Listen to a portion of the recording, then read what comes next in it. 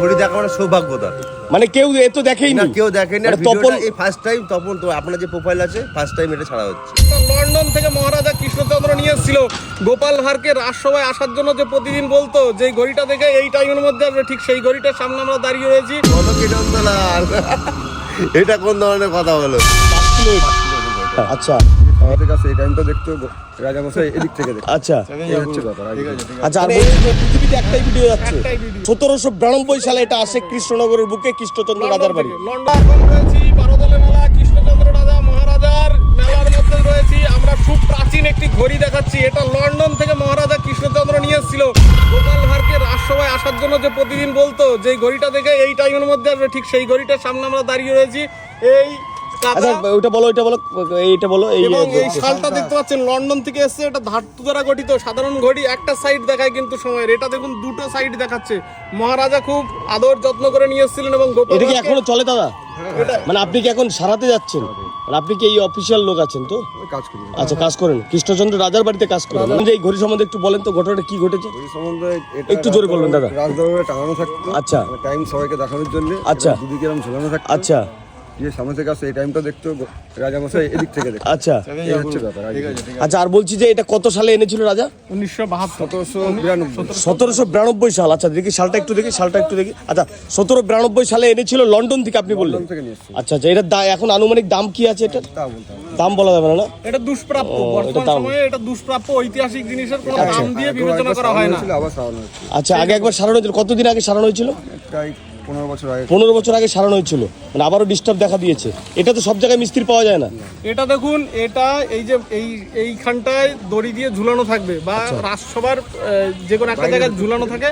আর মহারাজা ভিতর দিক থেকে কিন্তু মহারাজা ভিতর মানে সবাই দেখতে পারবে। আর বাইরে থেকে গোপাল ভাঁড়, মন্ত্রী যারা রয়েছেন তাদের যে টাইম দেওয়া আছে সেই টাইমে ঠিক এলো কি এলো না, ভিতর সাইড থেকে দেখবে, আর বাইরের থেকে মন্ত্রীরা দেখবে। আচ্ছা, এটা কৃষ্ণচন্দ্র রাজার বাড়ি থেকে এখন ছাড়তে যাচ্ছে, তাই তো?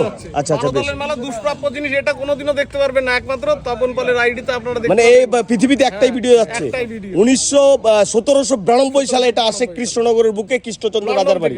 রাইট রাইট, লন্ডন থেকে এসেছিল। Yes or no? লন্ডন থেকে এসেছে দাদা, লন্ডন থেকে এসেছিল তো?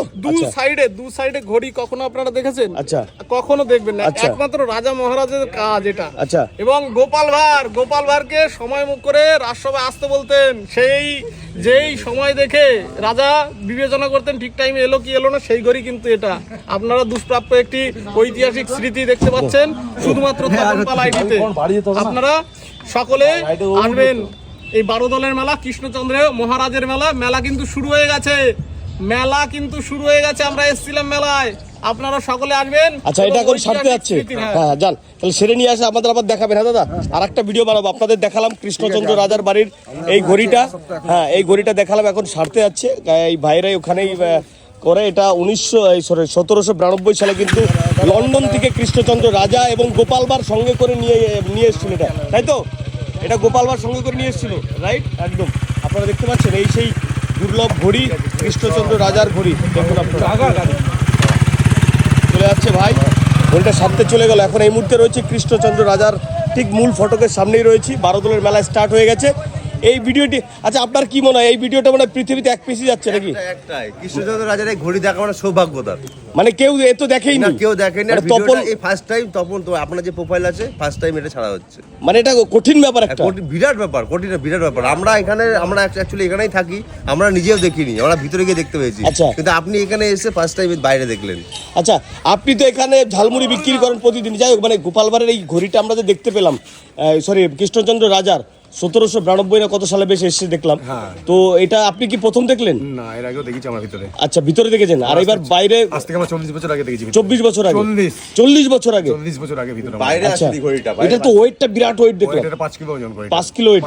ঘড়িটা। আচ্ছা, এটা কৃষ্ণচন্দ্র রাজা নিজে দেখতেন এবং রাজসভায় যারা থাকতেন তারা বাইরের থেকে দেখতেন। দুই সাইডে ঘড়ি রয়েছে, ঘড়ি এই জন্য লাগানো। আচ্ছা, যাতে কারণ টাইম এদিক ওদিক না হওয়ার জন্য, বুঝছো? আচ্ছা আচ্ছা আচ্ছা। টাইম এদিক হলো মানে চাকরি সেদিন বসে গেল, চাকরি তার কমপ্লিট। মানে গোপাল ভাঁড় তো অনেকবার ধাওয়া খেয়েছে কৃষ্ণচন্দ্র রাজার কাছে।